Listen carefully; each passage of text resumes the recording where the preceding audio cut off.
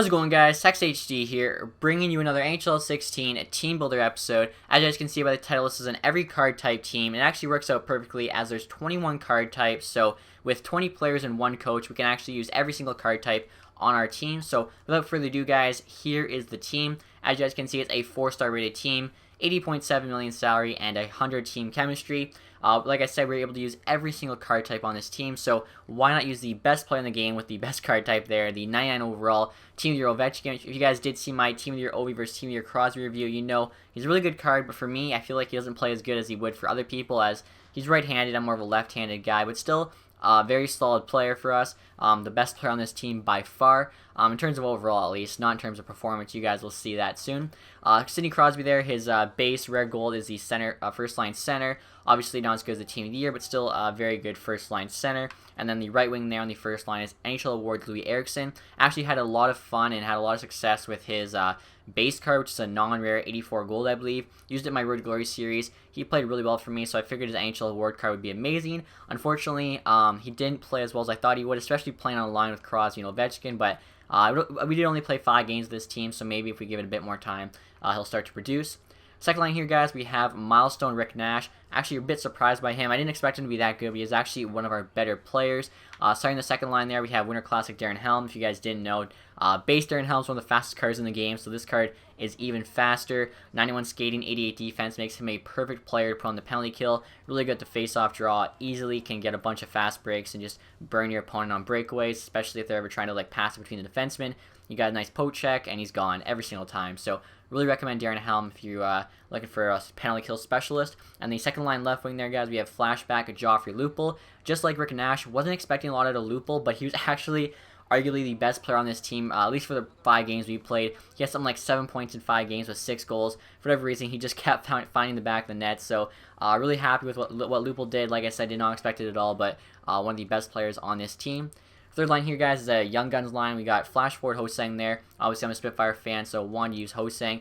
Really good card, actually. 94 skating there, so he's super fast. 90 shooting, 90 hands. His checking and defense aren't all that great, but that's not why you're using him. You're using him for his speed, his shooting, his dangles, and he did a really good job at that. Starting the line, guys, we have Bronze Ray McDavid. Of course, this is his base card. Nowhere near as good as his gold card or like his Movember, but I still felt he did fine. I don't think he actually did score a goal for us or anything in the 5 games we played with him, but obviously, he's 82, so you don't expect too much from him, and his 2 wingers did do a lot of the scoring. And speaking of that, the right wing there, of course, Hockey Fights Cancer Duclair. I've used him before. I used him on my Domi Reinhardt line, which did a lot for us.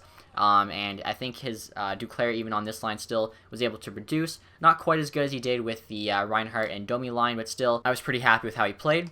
Now, guys, on the 4th line here, we have the future Leafs first line. We got All-Star Game John Scott there, 86 overall, 88 skating, 99 checking. He's 6'8", so the dude's a beast. Unfortunately, though, even though he's got 88 skating, because he's 6'8", he's still pretty slow.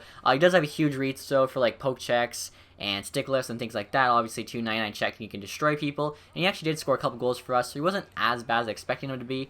4th line center there, Austin Matthews. Pretty much the same ratings as McDavid there, both 82. He's got 1 better hand, 1 better checking, and 2 worse defense. But Matthews actually played a bit better for us than McDavid. This 4th line actually played a lot better than I expected it to. I thought Stamkos there was basically just going to have to carry the entire line. But overall, I think the line actually played pretty well. And obviously, speaking of that, we have Junior Flashback Stamkos there on the left wing.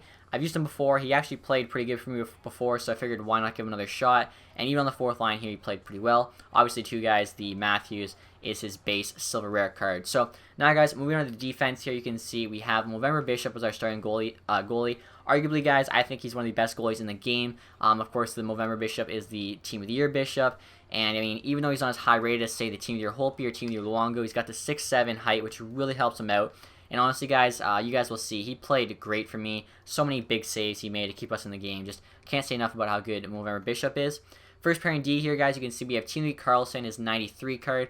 Obviously, very solid defenseman. You guys will see, too. I have all my left defensemen being right-handed, and then all my right defensemen are left-handed, so just keep that in mind. On the right side there, we have legend Scott Niedermayer. I thought about using Lidstrom, but I have used him before, so I figured why not give Niedermayer a try. And Niedermayer was honestly a pretty good defenseman for me, too. Cheaper than Lidstrom, so he's not, going to cost you as much. I think he's still played pretty good, almost as good as Lidstrom would have. On the second pair, guys, you can see we have player of the game Torrey Krug, obviously very offensive defenseman, 89 skating, 89 shooting, 90 hands, 5'9", so he's a bit smaller, but really good offensive upside. And then to kind of equal that out, we got Stanley Cup edition Petrovic, 88 overall as well, 90 skating, 94 checking, 89 defense, 6'4", and he played pretty well, I think. Nice pairing there. We got the size and defensive ability from Petrovic, and then we get the offensive upside from Krug. And finally, guys, on the third pairing there, you can see we have International Player of the Game Ellis. Absolutely insane card, guys. I was actually going to use his non-rare gold, and then I decided to use this card once it was released. Unfortunately, it's stuck on the third pairing there, just how it worked out. But like I said, he was a very good card for me. You can see, looking at those stats, very solid offensive defenseman. He's also a bit shorter there, 5'10", but he played really well. Had him on my power play. I think actually I played him on every single special team, and he played excellent for me. And then paired up with him there, I have the non-rare silver Finley. Basically, the only reason I used him is he's one of the highest rated non-rare silver defensemen at 79 overall. As well, he's 6'8", so I mean, what he makes up for, or what he lacks in, I guess, overall, he can kind of make up for in size. And pairing him with Ellis, I think, was a solid pairing. Ellis can pinch, he can just hang back. He's bigger, he's got that good poke, he can hit guys. It worked out pretty well. Moving on now, guys, to these special teams, you can see here is the first line power play, so it's basically just first line off forward line and first pairing defenseman. Second line power play, you can see is a bit different. We put Stamkos there at the second line center, and then we brought up Ellis from the third pairing to put him with Krug. Four-man power play, obviously Ovi Crosby. Then we got Ellis there with Eriksson, and then the second there we have Krug, Hosang, Stamkos, and Nash. I really like having a couple speedy wingers on the four-man power play, just in case you get caught. Hopefully one of them can skate back and, catch any breakaways. Penalty kill here, of course, just more speed. We got Hosang, Crosby, Carlson, Niedermayer, and then Petrovic, Ellis, Helm, and Eriksson. Like I was saying, Helm is just a beast on the penalty kill.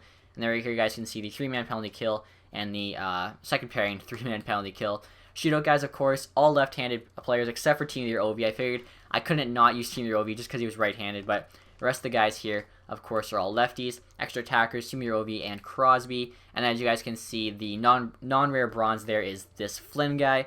69 overall goalie, 6'8" though, so he's actually not, I feel like he wouldn't be too bad. You gotta make an all non-rare bronze team for whatever reason. This would be your guy, 69 overall. I think he was like the second highest rated non-rare bronze, but then 6'8", I figured gave him the boost. And of course, head coach there, we have Skuin, who's my favorite head coach, and as you can see, he's a non-rare gold head coach, which, of course, we didn't use a single non-rare gold player. So it worked out pretty perfectly there. We were able to get every single card type. So now, guys, I'll show you the stats from the games that these guys played, so you can see how everyone did. So here are the stats, guys. Obviously, I've used Timmy Ovechkin before, so he has more games played. 8 points in 16 games. I think he got 2 points in the 5 games I used with him for this team, which obviously isn't terrible, but it's not great either. Like I said, Timmy Ovi's very good. For whatever reason, he just doesn't play as good as I think he should for me.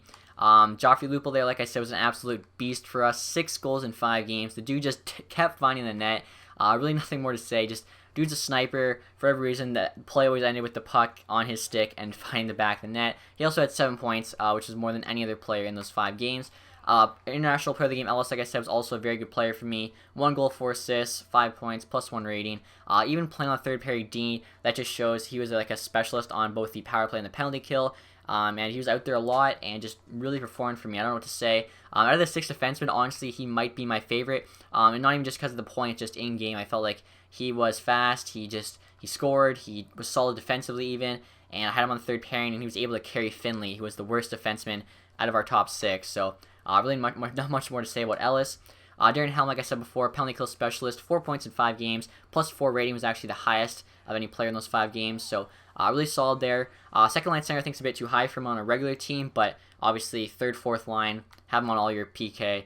Very solid player. Rick Nash, again, pleasant surprise, 4 points in 5 games. Wasn't expecting to be that good. Don't really know why I wasn't expecting him to be that good, but he was, and I was happy with that. Austin Matthews, again, like I was saying, for whatever reason, Matthews and that fourth line, they just seemed to click. 4 points there in 5 games, +1 rating. Maybe it was because they were playing other teams' fourth lines. I'm not exactly sure, but I was really surprised there with how good Matthews played.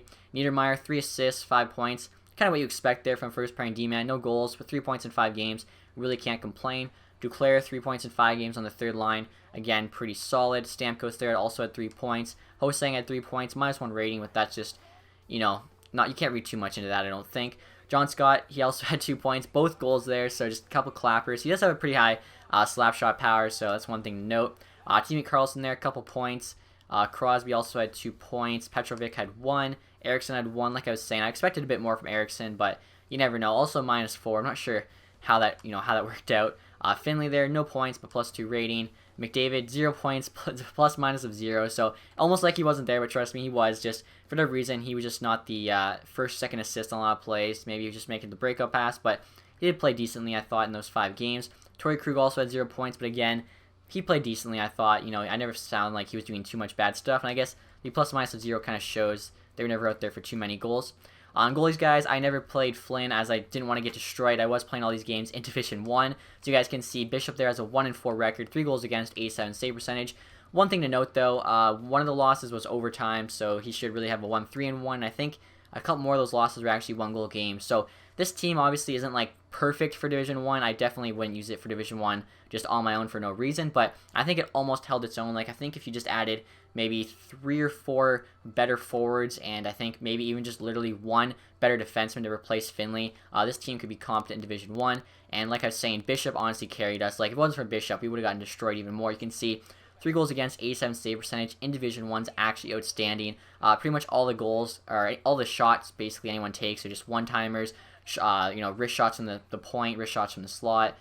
Basically, it's kind of the goals that have a high chance of getting in. So 87 save percentage is pretty outstanding for that. Most of the time, you'll have a lot lower in Division 1 as people aren't really going to shoot the puck if they don't think they have a good chance of scoring. So anyway, guys, that's this team. Like I said, I really enjoyed it. Honestly, I think if you just add a few more better players, it could be competitive in Division 1, but easily I think you could tear up Division 2 and down with this team, which is pretty good considering the fact you had to put in a bunch of low cards like the Finley, McDavid, etc. So anyway, guys, hopefully you guys enjoyed this team builder episode. If you could leave that thumbs up. If you guys have any ideas for future team builds, let me know in the comment section. Besides that, guys, thank you for watching. Have a nice day. Goodbye.